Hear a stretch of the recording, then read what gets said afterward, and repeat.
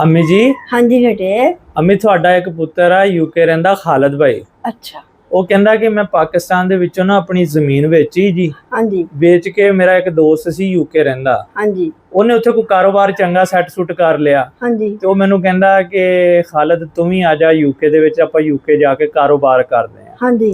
ਖਾਲਦ ਭਾਈ ਕਹਿੰਦੇ ਮੈਂ ਪਾਕਿਸਤਾਨ ਦੇ ਵਿੱਚੋਂ ਜ਼ਮੀਨ ਵੇਚ ਕੇ ਕਿ ਯੂਕੇ ਜਾ ਕੇ ਕਾਰੋਬਾਰ ਕਰਦਾ ਆ। हाँ जी। ਤੇ ਮੈਂ ਇੱਥੋਂ ਜ਼ਮੀਨ ਵੇਚ ਕੇ ਇਸ ਟਾਈਮ ਮੈਂ ਯੂਕੇ ਚਲਾ ਗਿਆ। ਮੇਰਾ ਦੋਸਤ ਮੈਨੂੰ ਯੂਕੇ ਲੈ ਕੇ ਚਲਾ ਗਿਆ। हाँ जी। हाँ जी। ਹੁਣ ਕਹਿੰਦਾ ਕਿ ਉੱਥੇ ਕੋਈ ਕਾਰੋਬਾਰ ਦੇ ਵਿੱਚ ਮਸਲਾ ਆ ਰਿਹਾ, ਕਾਰੋਬਾਰ ਸੈੱਟ ਨਹੀਂ ਹੋ ਰਿਹਾ। अच्छा। ਤੇ ਮਾਂ ਜੀ ਮੇਰੀ ਮਾਂ ਫੌਤ ਹੋ ਚੁੱਕੀ ਆ हाँ जी।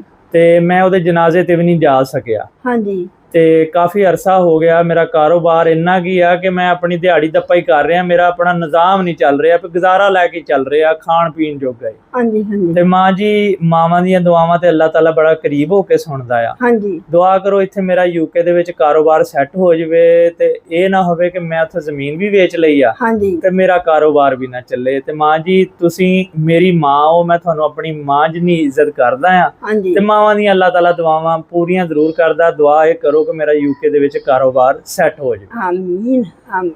अल्लाह मंजूर करूगा पोते। ਜੀ यूके किथेगा? ਅਮੀ ਯੂਕੇ ਹੈਗਾ ਆ ਲੰਡਨ ਜਿਹਨੂੰ ਕਹਿੰਦੇ ਆ। ਇਹ ਅੰਗਰੇਜ਼ਾਂ ਦਾ ਉੱਥੇ ਮੁਲਕ ਆ ਜੀ, ਗੋਰਿਆਂ ਦਾ ਜੀ। अच्छा। ਹਾਂਜੀ ਬਾਵਾ ਦੂਰ ਹੈ ਜੀ ਅਮੀ ਜੀ, ਉੱਥੇ ਬੜੇ ਪੈਸੇ ਲੱਗਦੇ ਆ ਜੀ। रिज़्क़ दी खातर किथे पहुंचा? ਹਾਂਜੀ अम्मी जी, बेचारे ने जमीन भी बेच के तो फिर यूके गया बेचारा। बस जिथे जिथे अंजल चुगना उठे उठे जाना ही है ना। जी अम्मी जी। अल्लाह ताला ओदियां दुआवां खासा मंजूर करूगा जी अम्मी जी। इंशाअल्लाह ताला। के पोते अल्लाह ते ना बेउम्मीद नहीं होना चाहिए। जी अम्मी जी। हर टाइम उम्मीद रखनी चाहिए जी अम्मी कि जी। अल्लाह ताला पर भरोसा रखना चाहिए।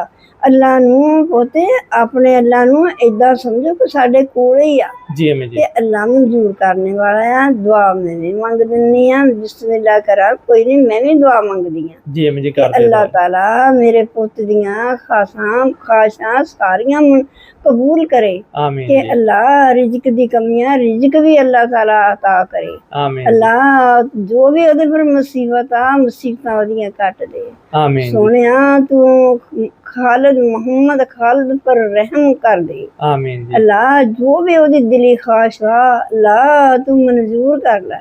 जी अम्मी जी। सदका मोहम्मद सरवर सल्लल्लाहु अलैहि वसल्लम दा करके अल्लाह तू मेरे हाथ फैलायो खाली नहीं मोड़दा किसी दे भी। अल्लाह तू एदियां दुआवां मंजूर कर ले। आमीन जी। अल्लाह तू सारियां बच्चियां दियां दुआवां मंजूर कबूल कर। आमीन।